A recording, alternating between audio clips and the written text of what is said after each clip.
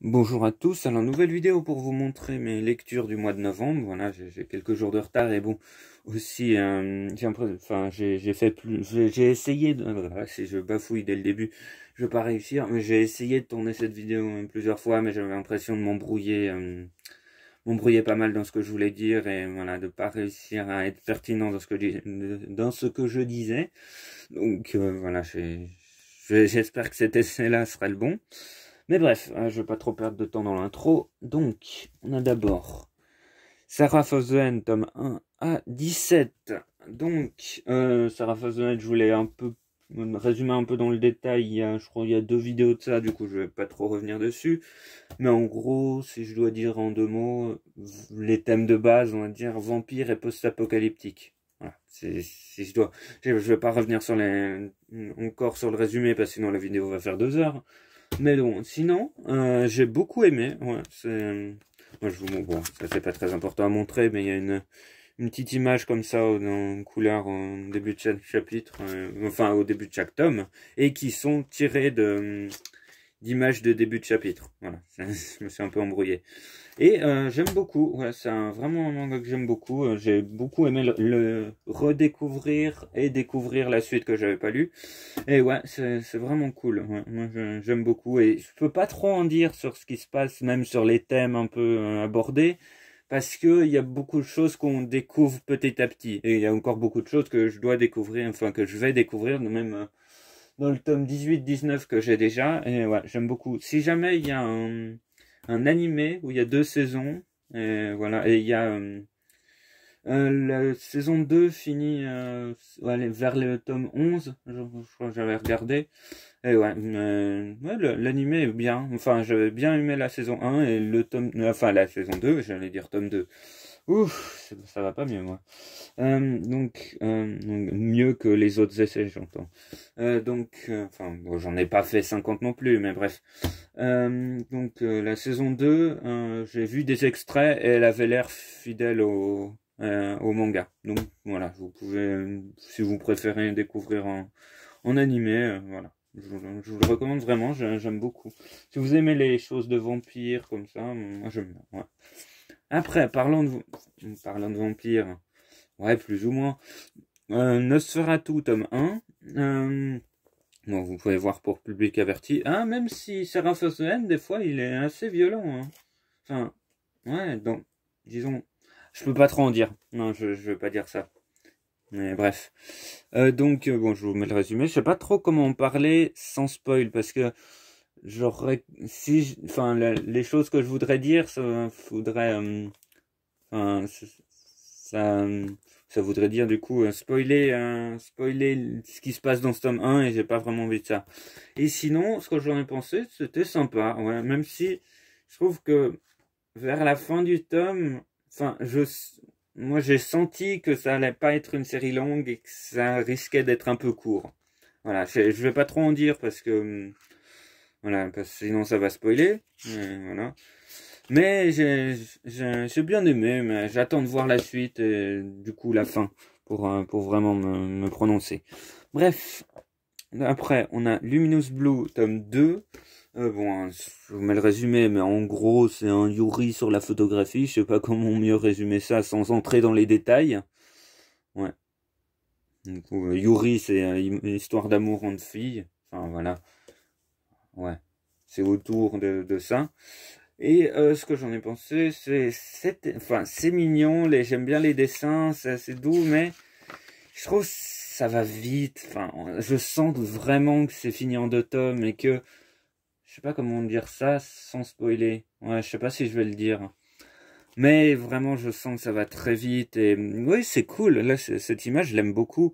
Et je vais quand même prendre le tome 2. Et aussi, j'ai fini le tome 1 d'un coup.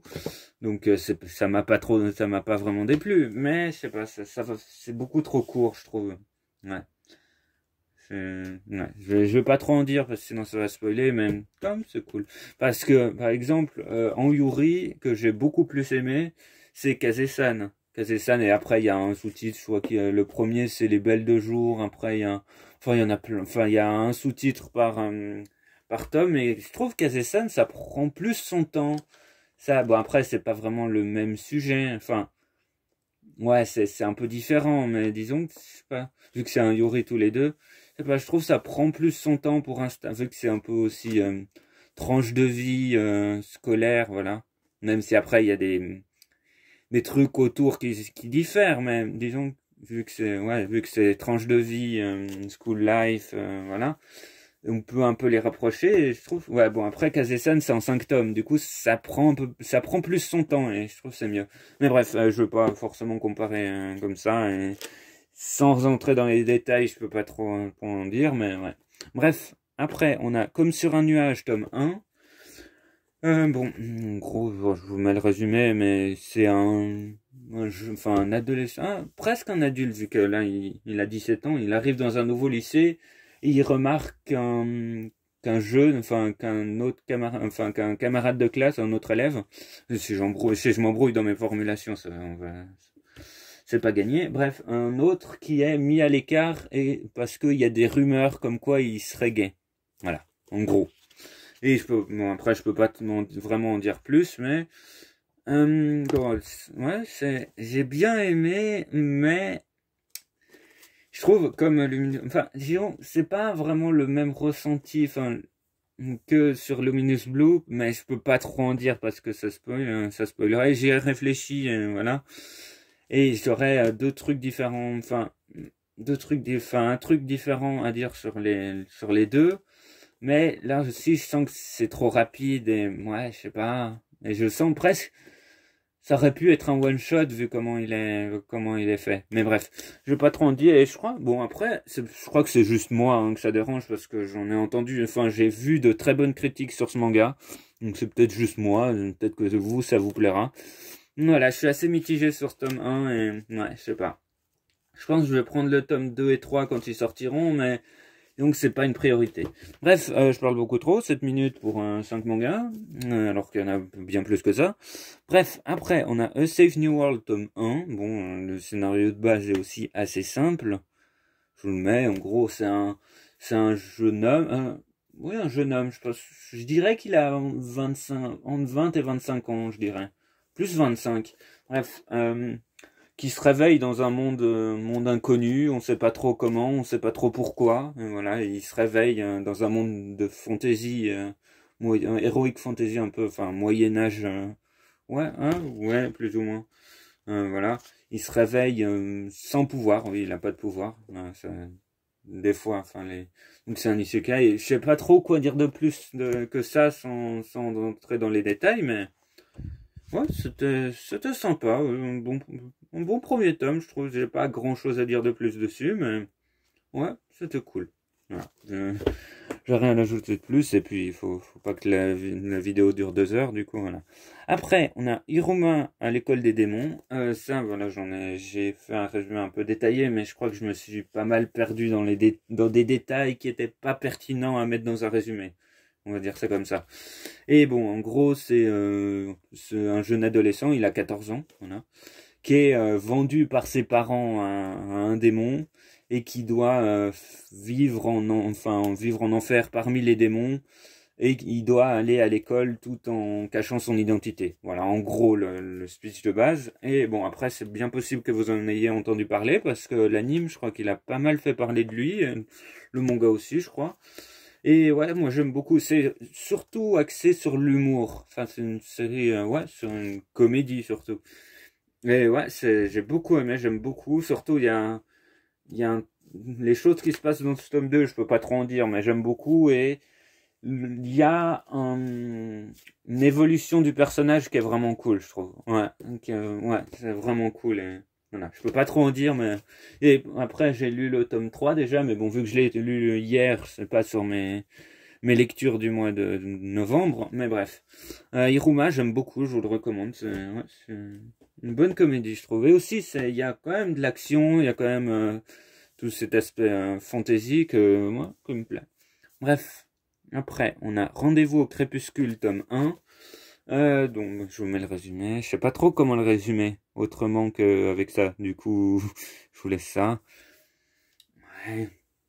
Ouais, aussi, je l'ai lu une fois, je l'ai lu en tout début de mois, je crois, du coup, voilà. Ouais. Il se lie, en gros, il se lie d'amitié, enfin, il tisse des liens avec une personne qui a une maladie mortelle, on va dire ça comme ça. Et ouais, il tisse des liens et ouais, j'ai beaucoup aimé. Ouais. J'ai beaucoup aimé ce premier tome et je pense que ça va peut-être être un peu court en 2 tomes, mais ouais, j'ai hâte du tome 2, je crois qu'il sort bientôt.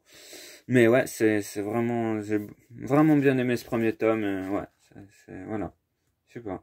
Après, je sais pas si c'est, je pense que, je sais pas si on peut voir comment ça va finir, mais voilà, je veux pas trop en dire, mais voilà, ouais, c'est cool.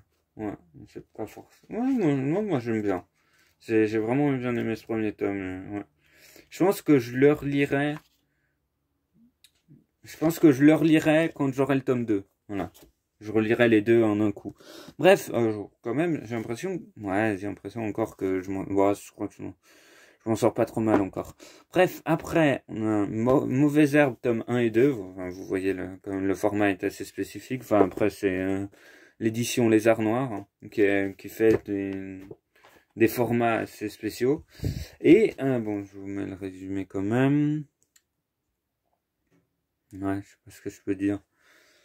C'est le scénario. Ouais, je crois que c'est fini en 4 tomes comme ça. Bon, après, c'est des grands tomes, du coup, ça dure un peu. Enfin, c'est un peu plus long qu'un tome. Mais ouais, enfin, c'est vraiment cool. Ouais, c'est lourd, ouais, enfin, c'est lourd. C'est une ville où, enfin, il y a beaucoup de problèmes. Où aussi ce que je peux dire sur les, ouais, sur les personnages. Ouais, ben, il y a le lieutenant de police là. Enfin, il est un peu, il est seul. Enfin, il a perdu sa fille. Voilà, je sais pas comment. Voilà, il y a aussi la jeune femme. Enfin, voilà, elle est, enfin, ouais, je sais pas.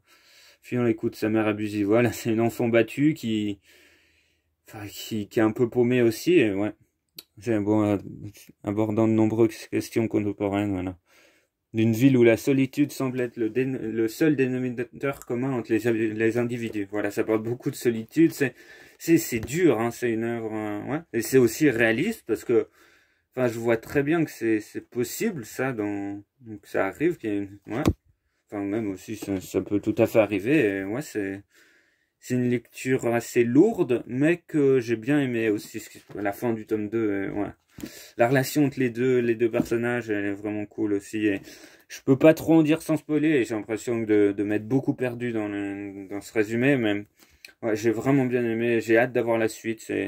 Si vous êtes accroché et que moi, après c'est pas un genre qui peut plaire à tout le monde. Je pense que Iruma c'est peut-être plus accessible à un peu tout le monde. Voilà, c'est une comédie. Je pense que c'est plus facile à se plonger dedans. Voilà. Mais c'est assez lourd, donc c'est pas pour tout le monde. Mais si vous êtes accroché et que vous pensez que ça peut vous plaire, vraiment je le recommande. Même si après les tomes sont assez chers, mais bon. Voilà, donc Mauvaise Herbe, j'ai vraiment bien aimé. Après, on a Shinobigataki, tome 1 à 5. Ah, que dire, hein, bon, je vous mets le résumé quand même. Oui, oui, aussi, quand je mets les résumés, faut mettre pause, hein. Faut mettre pause pour pouvoir le lire en entier. Oui, je laisse pas forcément assez longtemps pour pouvoir le lire sans mettre pause, pendant que la vidéo continue, mais bon, je veux pas rester 20 secondes comme ça, à rien dire. Bref, bon, oui, combat entre samouraï et ninja, enfin voilà. Je sais pas, oui, avec le perso principal qui est en quête de vengeance. Je sais pas trop quoi dire de plus, mais bon, après, déjà, je veux dire, le point que j'aime le plus, c'est que, bon, ça c'est la première page, du coup ça spoil pas beaucoup, mais le dessin, j'aime beaucoup le style du dessinateur, ouais, le dessinateur a son style et j'aime beaucoup son trait, ouais. Je peux pas vous montrer trop de planches, mais voilà. Et après, bon, déjà, je vais dire, j'ai lu les 5 tomes, j'ai lu en entier. Du coup, c'est que ça m'a pas trop déplu. Voilà. Il y a plein d'actions, les combats sont stylés, c'est cool.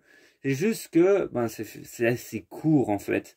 Et, à partir d'un moment, enfin, je dirais, je peux pas trop dire sans spoiler, mais ça respire plus. Il y a un point, et après ça respire plus. C'est fou, il y a tout qui s'enchaîne sur plusieurs tomes. Et, ouais, j'aurais aimé 2, 3 tomes de plus pour que ça aille un peu plus le temps de respirer, mais sinon c'était cool. Il y a plein d'actions, le dessin est cool, les combats sont stylés. Et bon, je pense que j'aimerais bien, ouais, il y a des choses que j'aimerais dire, mais pour ça, faudrait que j'entre dans les détails, que je spoil, mais bon. Ouais, c'est cool, mais voilà, j'ai mis une réserve quand même. Bref, après, on a Le Berceau des Esprits, tome 3 à 6. Ça, bon, enfin, j'avais lu les 2 premiers tomes il y a un moment, du coup, j'avais pas plus forcément les détails en tête, du coup, j'ai eu un peu de mal à me remettre dans le tome 3. Mais, bon, après, si vous reconnaissez peut-être le style de dessin, c'est l'auteur de Raised. Bon, non, je veux pas faire de comparaison. Donc, ouais, c'est bien aimé. Bon, en gros, le résumé, c'est assez simple. C'est scénario de film d'horreur, voilà. Un groupe d'étudiants se réveille, enfin, je crois qu'ils reprennent connaissance sur un bateau en train de couler et ils remarquent qu'il y a qu'il y a un tueur psychopathe qui est parmi eux. Voilà, je crois que c'est le speech de base et après on en apprend plus. Mais bon, ouais, je trouve que ça fait vraiment un film d'horreur dans la longueur, dans ce que ça raconte, durant ouais, la profondeur du scénario, on va dire. Mais voilà, ouais, c'est pas forcément très très poussé, très très développé, je veux dire, mais c'était cool, moi. Si vous aimez les films d'horreur, je pense que ça peut vous plaire. Une petite série en 6 tomes quand même, c'est pas une série en 2 tomes, mais ouais, moi j'ai bien aimé. J'ai pas grand chose à dire dessus sans spoiler, mais voilà, c'était cool. C'était une petite série d'horreur comme ça, ouais. Bref, après on a Jagan, tome 8 et 9. Alors, comment résumer le tome 1? Je sais plus comment résumer le tome 1. Ça fait tellement longtemps que je l'ai lu. Il faudrait que je relise les premiers tomes, hein, parce que ouais, je crois, parce qu'après il se passe plein de choses au fil des tomes et la situation évolue beaucoup, donc je sais plus. La situation de base, en gros, ça c'est un jeune, enfin un policier je sais pas quel âge il a, 25 ans, 27 ans, un truc comme ça, qui est un peu, enfin. Non, mais je sais pas si je peux dire ça. Bref.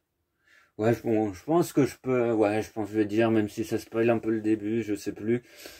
Qui a un peu. Enfin, il a une vie très rangée. Voilà, il voit son avenir se dessiner. Enfin, il fait. Il voit, voilà, il a une copine. Il fait, voilà, je vais sûrement me marier avec elle. Je vais sûrement avoir des enfants. Et voilà, une vie assez rangée, une vie assez prévisible. Et il en vient à avoir envie que sa vie, ouais, il se passe plus de choses, enfin, ça prenne une autre route que ce chemin tout tracé, on va dire. Bref, et à ce moment-là, il y a des sortes de parasites, enfin des crapauds qui parasitent les humains et qui, en poussant leurs désirs et leurs émotions à prendre le dessus et à les transformer en monstres sanguinaires, on va dire, qui détruisent tout sur leur passage. Je sais pas si c'est clair, mais bon, le tome 1, je l'ai lu il y a très longtemps, du coup, enfin, j'ai pas relu les premiers tomes depuis un moment, du coup, je fais avec ce que je me souviens, tout en essayant de pas spoiler. Bref, donc voilà, et à ce moment, il se fait contaminer par une de ses grenouilles, mais il arrive à garder le contrôle de lui-même et donc il acquiert un pouvoir très puissant tout en gardant sa raison. Voilà. Et après, bon, je sais plus exactement après, mais bon, voilà le scénario de base. Faudrait vraiment que je relise, hein. Parce que j'aime beaucoup, hein. Il y a toute question sur la justice, enfin voilà, sur tout ça, c'est vraiment, ouais, c'est vraiment cool, même si, enfin, c'est assez déjanté. Bon, après, le coup des parasites qui viennent et qui transforment les humains en monstres, enfin, en gros, ça peut faire penser un peu à Parasite, même si j'ai pas vu Parasite. Mais après, je trouve que ça prend sa propre direction. Même, bon, du coup, j'ai pas lu ni vu Parasite, mais le peu que j'en ai vu, je trouve que ça prend quand même une route assez différente. Et Jagan, c'est plus déjanté, on va dire. Enfin, c'est un peu plus barré. Mais je trouve enfin, voilà, je trouve que c'est vraiment cool. Ouais. Le tome 8 et 9 là, et aussi à la fin du tome 9 il y a un gros tournant dans l'histoire. Et il y a plein de tournants, il y a plein de, enfin, disons que la situation évolue plein de fois où il y a une situation qui s'est, enfin, ça spoil beaucoup de dire ça, du coup, je vais pas finir cette phrase. Mais, ouais, Jagan, c'est vraiment cool.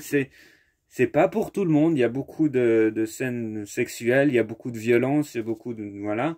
Mais, si vous êtes accroché et que, voilà, ça peut vous plaire. Voilà. Enfin, moi, je trouve c'est cool, c'est assez barré, mais voilà, il y a quand même, c'est cool quand même. Bref, je me suis bien perdu sur Jagan, hein, ça me montre qu'il faudrait que je relise le premier tome.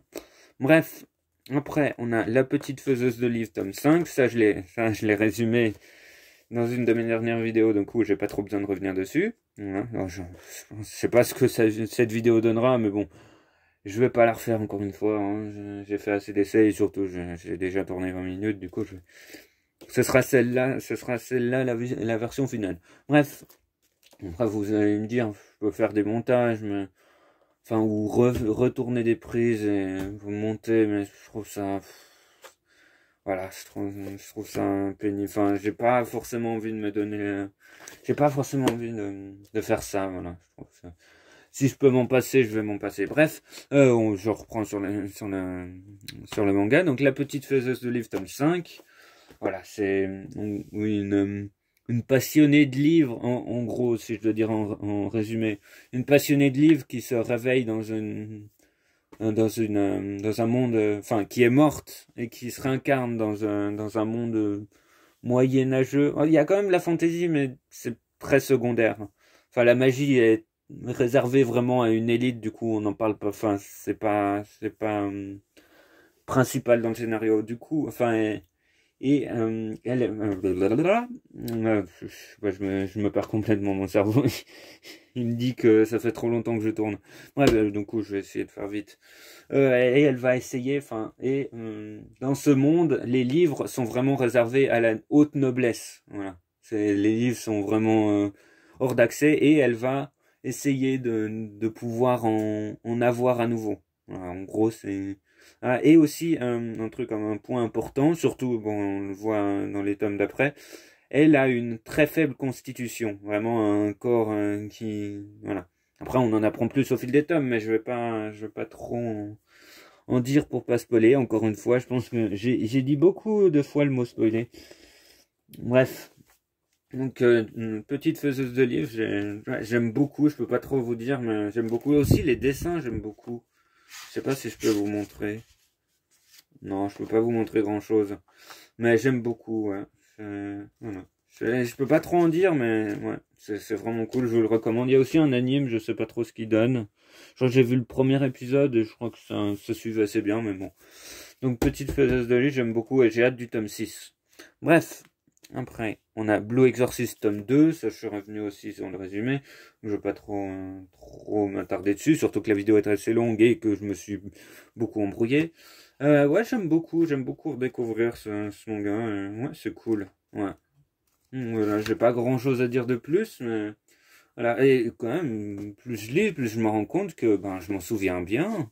En fait, il y a des trucs comme Jagan, du coup, où je me souviens plus bien de ce qui se passe, mais non, ouais. Plus bien de ce qui se passe, mais Blue Exorcist, là, je sais pas, je me souviens assez bien de l'anime, c'est bizarre. Pourtant, je dirais pas que j'aime plus Blue Exorcist que Jagan, mais bon, ah, c'est comme ça. Bref, donc, Blue Exorcist, ouais, j'ai beaucoup aimé. Bon, c'est connu, mais ouais, c'est cool. J'ai pas grand chose à dire de plus. Après, on a Danmachi, Histoire d'Oratoria. Voilà, Oratario. Ah, je fais souvent j'inverse le A et le O. Bref, j'ai souvent fait l'erreur. Bon, donc le spin-off de Danmachi, je veux pas présenter Danmachi plus que ça, mais disons que c'est Heroic Fantasy, disons qu'il y a un aspect très RPG dans ça. Et donc le Danmachi, ça, voilà, je veux pas me refaire l'erreur, du coup je vais pas redire le titre.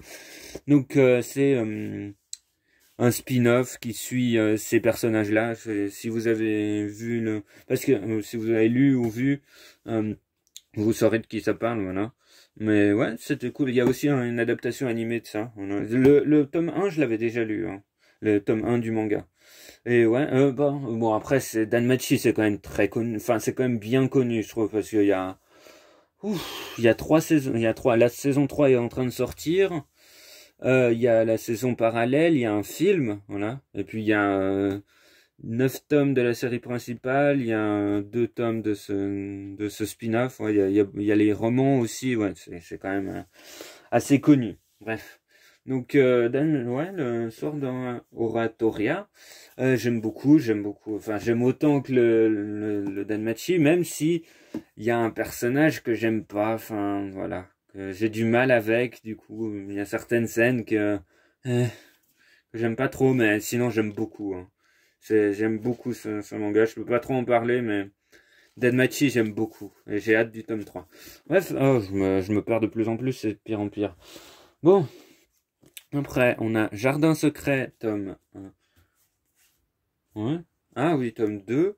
Enfin, 1 et 2. Ah oui, j'en ai parlé récemment, je crois, dans ma dernière vidéo, moi, dans l'avant-dernière vidéo. Je sais pas, j'ai du mal à me souvenir de ce que je dis et tout. Je sais pas, ma mémoire est spéciale. Donc, oui, j'en ai parlé. C'est en gros un shoujo.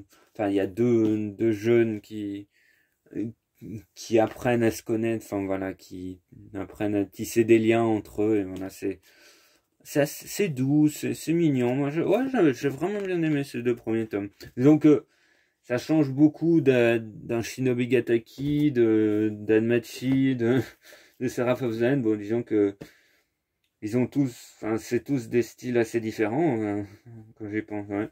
Bref, donc Jardin secret, c'est un bon petit shoujo, je trouve. Ouais, c'est cool. Ouais, je sais pas trop quoi dire de plus, mais ouais, c'est cool. Bref, oh, Eh, bon, après, on a So I'm a Spider, So What? Voilà, bon, je crois que j'avais pas fait le résumé, mais c'est pas très compliqué le scénario de base. C'est une jeune fille qui, on sait pas trop comment ni pourquoi, se réveille dans un autre monde, enfin dans un autre monde, oui, dans le corps d'une petite araignée. Voilà, elle se réveille dans un donjon, dans le corps d'une petite araignée. Et après, elle doit essayer de survivre. Voilà, c'est pas trop compliqué le scénario de base. Mais sinon, je trouve c'est cool. C'est une lecture assez détente, je trouve. C'est cool. Bon, par contre, si vous avez la phobie des araignées, je pense que je vous le recommande pas, hein. Même si le design de l'araignée est assez mignon, je vous le recommande quand même pas. Bon, mais sinon, c'est cool. Bon, il y a un aspect aussi très RPG. Voilà, c'est pas, disons que c'est pas un coup de cœur absolu, mais je trouve que c'est sympa. Bref, et enfin, j'ai l'impression que cette vidéo a été très compliquée. Voilà. Si jamais ça vous dérange, vous n'hésitez pas à me dire ce que vous en avez. Enfin, voilà. N'hésitez pas à me dire ce que vous en avez pensé, même si vous avez bien aimé, hein, vous pouvez le dire. Bref, après on a Dédale, tome 1 et 2. Bon, vous voyez que je l'ai emprunté. Je sais pas trop comment le résumer. C'est 2 jeunes filles qui se réveillent dans un endroit inconnu. C'est à peu près ça le pitch de base.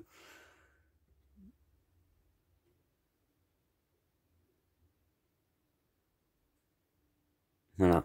Ouais, disons que c'est un style particulier. C'est surtout beaucoup d'exploration et finalement, il se passe pas forcément grand-chose. On va dire, c'est très exploration où elle découvre l'endroit, où elle se balade. Je sais pas. J'ai bien aimé, mais je sais pas. C'est sans vraiment plus. J'ai eu quand même un peu de mal à le finir, hein, motivé à aller dedans et à le finir. Je sais pas. Je sais pas.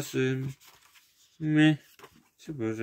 J'ai quand même fini, mais ouais, j'ai dû un peu me forcer pour finir. Donc après, peut-être que vous avez un autre avis et que pour vous c'est votre manga préféré, mais je sais pas, j'ai un peu de mal. C'est assez lent, c'est assez. il se passe pas grand chose, c'est surtout je dirais contemplatif un peu, mais bon, bref, cette vidéo a beaucoup trop duré, une demi-heure, et beaucoup trop de vide, et beaucoup de, voilà, j'ai beaucoup parlé pour rien dire, j'ai l'impression de beaucoup m'être embrouillé et de pas forcément avoir dit ce que je voulais, mais bon, voilà, je vais quand même sortir cette vidéo. Bref, bon, après, si vous m'entendez dire ça, c'est que normalement ça vous a pas trop déplu. Parce que je pense pas qu'on reste une demi-heure sur une vidéo qu'on n'aime pas. Bref. Enfin, une vidéo. Ouais. Bref. Cette vidéo a assez duré. J'espère que ça vous aura plu quand même. Pour une prochaine vidéo. Au revoir.